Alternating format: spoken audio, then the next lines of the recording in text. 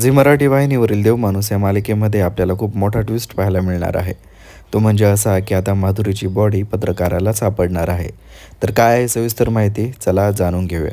त्याआधी जर तुम्ही आपल्या चॅनलवरती नवीन असाल तर व्हिडिओला लाईक आणि आपलं चॅनल सबस्क्राईब नक्कीच करा. तर सध्या या मालिकेमध्ये आपल्याला असं पाहायला मिळतं की जामकरला वाटत असतं की गोपाळच्या घरामागे काहीतरी आहे. कारण गोपाळची गाय ही सारखीच हंबरते आणि त्यामुळेच तो गोपाळच्या घरी जाऊन चौकशी करण्याचं ठरवतो. आणि मग तो गोपाळच्या घरी येतो आणि गोपाळच्या भावाला त्या ठिकाणी खड्डा करायला सांगतो. आणि त्या ठिकाणी खड्डा केल्यानंतर काहीच सापडत नाही, फक्त त्या ठिकाणी दगड सापडतो. आणि त्या ठिकाणी दगड सापडल्यावर गोपाळ त्या दगडाला मोतीबाबा असं नाव देतो. आणि गावातल्या लोकांनाही तो सगळ्यांना सांगतो की आपल्या इथे साक्षात मोतीबाबा प्रकट झालेले आहेत. पण त्या खड्ड्यामध्ये दगड सापडल्यामुळे जामकर त्या दगडाला पुरातत्व खात्याकडे नेण्याचं ठरवतो. पण गोपाळने मात्र गावातल्या लोकांना सांगितलेलं असतं की हे मोतीबाबा आहेत आणि जामकरने जर आपल्या मोतीबाबांना गावाच्या बाहेर नेले तर आपल्या गावावरती कोप होईल. त्यामुळे गावातले सगळेच लोक जामकरला विरोध करत असतात. ते म्हणत असतात की हा दगड नाही, हा आमचा देव आहे आणि आमच्या देवाला तुम्ही आमच्या गावाच्या बाहेर नेऊ शकत नाहीत. आणि मग असं करूनच गाववाले जामकरची गाडी सुद्धा अडवतात. आणि मग गावातल्या लोकांनी खूप जास्त विरोध केल्यानंतर जामकरकडे तो दगड परत देण्याशिवाय कोणताच पर्याय नसतो. आणि मग जामकर तो दगड आप्पाकडे परत देऊन टाकतो. आणि मग त्यानंतर आपल्याला पुढे असं पाहायला मिळतं की गावातले सगळे लोक ठरवतात की आपल्याला या देवाची पूजा करायची आणि तो कार्यक्रम आज रात्रीच घेण्याचं सगळेजण ठरवतात. आणि देवाच्या पूजेसाठी आप्पाचा विरोध असतो, पण गोपाळ मात्र त्यांना तयार करतो.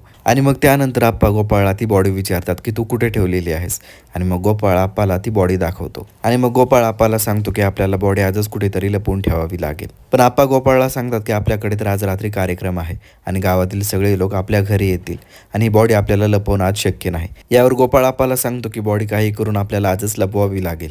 आणि मग असं बोलल्यानंतर हा भाग इथेच संपवतो. आणि मग पुढच्या प्रोमोमध्ये आपल्याला असं पाहायला मिळतं की गोपाळच्या घरामध्ये सगळीकडे वास येत असतो.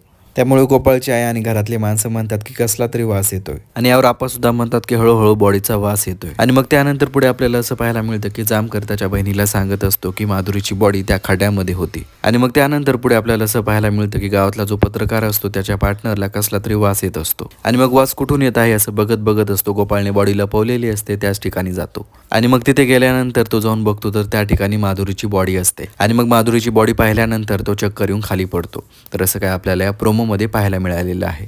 तर एकंदरीत पाहता आता पत्रकाराने माधुरीची बॉडी पाहिलेली आहे. तर यानंतर मालिका कोणतं वळण घेईन हे पाहणं आता रंजक ठरणार आहे. तर मालिकेमध्ये दाखवण्यात येणाऱ्या या ट्विस्टबद्दल तुम्हाला काय वाटतं कमेंट करून नक्कीच कळवा. आणि त्याचबरोबर जर तुम्ही आपल्या चॅनलवरती नवीन असाल तर व्हिडिओला लाईक आणि आपलं चॅनल सबस्क्राईब नक्कीच करा.